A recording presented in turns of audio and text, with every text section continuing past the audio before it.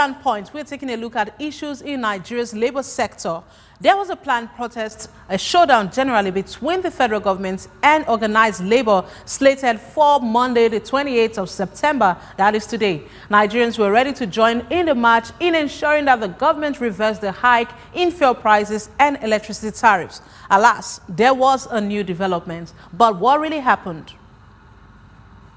Nigerians woke up to see the headlines that the strike has been aborted. Some stories read that the Nigerian Labour Congress and the Trade Union Congress have suspended a strike action scheduled to commence today, that is Monday. And this followed an agreement reached with the federal government at a meeting which started at 8:30 p.m. on Sunday and ended at 2:50 a.m. this morning. And after exhaustive deliberations on the issues raised by the labor centers, the meeting agreed to suspend the application of the cost-reflective electricity tariff adjustments for 2 weeks. The Minister of Labour and Employment, Chris Ngige, read the 5-page communique signed by the representatives of the government and Labour.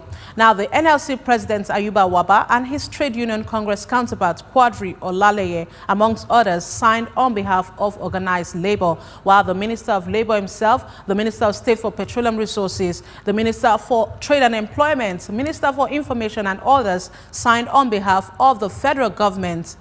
Now, the president of the Trade Union Congress, Quadri Olaleye, said, in quote, "Definitely correct. We just left a press conference. We signed a document to suspend the action for 2 weeks for the government to implement those things that we agreed in the agreement. So we are suspending the strike for 2 weeks. But the question is, what is the content of the agreement signed by the organized labor? What really happened?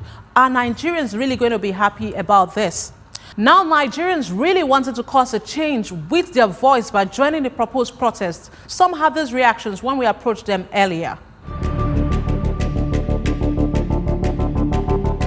The country is becoming so harsh. You can imagine what is going on. No good news.